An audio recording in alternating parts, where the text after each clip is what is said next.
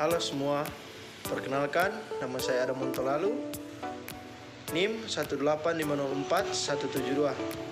Saya mahasiswa Universitas Negeri Manado, jurusan Pendidikan Matematika. Pada video kali ini, saya akan membahas mengenai model matematika, pengambilan keputusan mahasiswa dalam memilih jurusan, dampak, minat, dan bakat untuk memenuhi tugas akhir dari mata kuliah pemodelan matematika. Tanpa berlama-lama lagi, kita masuk ke dalam pembahasannya. Minat merupakan aspek kepribadian yang berkaitan dengan prestasi belajar. Minat dapat mempengaruhi bentuk dan intensitas cita-cita. Misalnya, orang yang menaruh minat matematika akan bercita-cita menjadi ahli matematika, sehingga mereka terdorong untuk melanjutkan program studi yang lebih tinggi menurut Suhandana dan Dames 2013. Bakat adalah suatu kombinasi karakteristik yang bersifat individu untuk mendapatkan beberapa pengetahuan khusus. Pengambilan keputusan dalam penentuan jurusan bertujuan agar peserta didik tidak bingung untuk menentukan apa yang ingin dipilihnya. Selanjutnya, model matematika dalam penelitian ini digunakan untuk mempresentasikan suatu masalah dengan sistem yang mencerminkan hubungan antar simbol atau hubungan matematis. Tujuannya memungkinkan dilakukan proses pengambilan keputusan mengenai situasi nyata dengan menganalisis model tersebut. Pemilihan jurusan yang didasari dengan pengaruh teman tersebut salah satu kesalahan fatal yang dilakukan siswa, karena tidak sesuai bakat dan minat yang siswa miliki, dan akan menghambat proses pembelajaran nanti di perguruan tinggi. Selanjutnya, metode yang digunakan dalam penelitian ini adalah metode deskriptif kuantitatif dan metode survei. Sumber data yang diambil dalam penelitian ini yaitu sumber data primer. Data primer dilihat dengan cara observasi, wawancara, dan dokumentasi. Teknik pengambilan sampel yang digunakan adalah non-random sampling. Dalam penelitian ini, ada dua variabel bebas, yaitu X1 minat siswa dan X2 bakat siswa, serta satu variabel terikat, Y, keputusan. Untuk mencari hubungan X1 dengan Y dan X2 dengan Y menggunakan analisis regresi sederhana. Sedangkan untuk mencari hubungan X1 dengan X2 secara bersama-sama terhadap Y menggunakan analisis regresi berganda. Persamaan regresi dalam penelitian ini adalah Y sama dengan A tambah B1X1 tambah B2X2 dengan keterangan Y sama dengan keputusan memilih jurusan, A sama dengan konstanta, X1 sama dengan minat, X2 sama dengan bakat, dan B sama dengan koefisien regresi. Berdasarkan hasil pengukuran dengan penyebaran angket yang dilakukan, diperoleh hasil yang terdapat pada tabel berikut.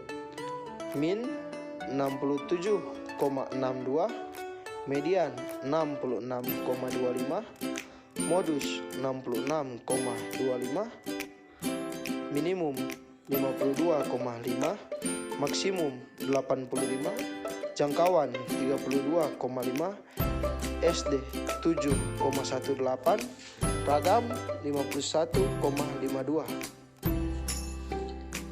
Responden dalam penelitian ini adalah sebanyak 103 orang pelajar. 5 orang siswa yang memiliki minat masih rendah, yaitu 53. Nilai motivasi tertinggi 85 diperoleh 3 orang pelajar. Hal ini dapat dilihat jelas pada gambar berikut.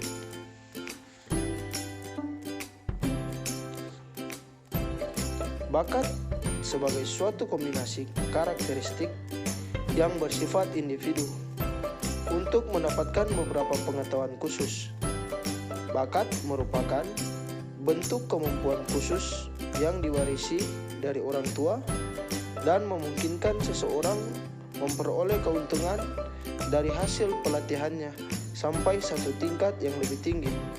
Deskripsi data minat disajikan pada tabel berikut. Min 66,26, median 65, modus 65, minimum 50, maksimum 87,5, jangkauan 37,5, SD 6,11, ragam 37,36.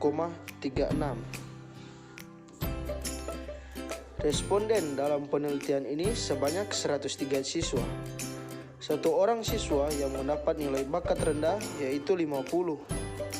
Nilai bakat tertinggi 88 juga diperoleh oleh satu orang siswa. Hal ini dapat dilihat pada gambar di bawah berikut.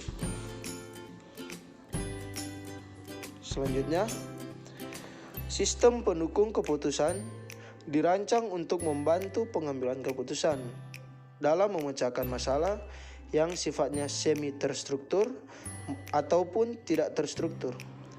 Dalam proses pengolahannya, sistem pendukung keputusan mengkombinasikan model-model analisis dengan teknik pemasukan dan konvensional secara fungsi-fungsi pencarian informasi.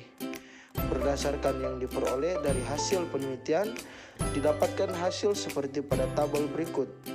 Min 64,87, median 65, modus 67,5, minimum 52,5, maksimum 90, jangkauan 37,5, SD 6,63, ragam 43,99.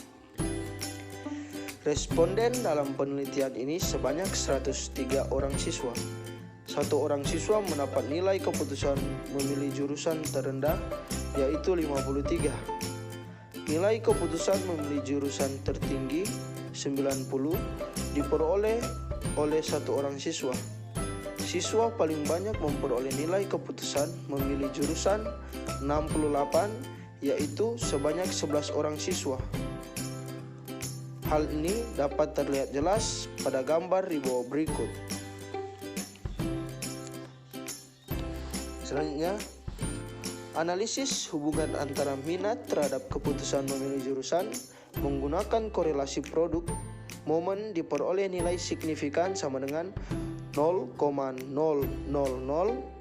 sedangkan nilai alfa sama dengan 0,05 dan nilai korelasi sama dengan 0,533. Nilai korelasi R sama dengan 0,533 termasuk ke dalam tingkatan sedang. Nilai signifikan kurang dari alfa sehingga H0 ditolak. Artinya, ada hubungan yang signifikan antara minat terhadap keputusan memilih jurusan. Nilai koefisien korelasi R sama dengan 0,533 sehingga R pangkat 2 sama dengan 0,533 pangkat 2 sama dengan 0,285. Artinya sebesar 28,5% keragaman keputusan memilih jurusan dapat dijelaskan oleh minat dalam hubungan linier. Analisis regresi linier sederhana digunakan untuk melihat ada tidaknya pengaruh minat terhadap keputusan memilih jurusan. Regresi linier sederhana memiliki beberapa asumsi yang harus dipenuhi, yaitu linearitas, normalitas, homogenitas, dan autokorelasi. Berdasarkan analisis, didapatkan nilai signifikan sama dengan 0,000, sedangkan nilai alfa sama dengan 0,05. Nilai signifikan kurang dari alfa, sehingga H0 ditolak. Artinya, ada pengaruh yang signifikan dari minat terhadap keputusan memilih jurusan. Selanjutnya, menduga persamaan regresi linier sederhana antara minat terhadap keputusan memilih jurusan. Setelah dilakukan perhitungan, diperoleh dugaan persamaan regresi sebagai berikut. Y bar keputusan sama dengan 31,495 tambah 0,495 X minat. Kesimpulan dan saran. Keputusan memilih jurusan dipengaruhi oleh minat dan bakat.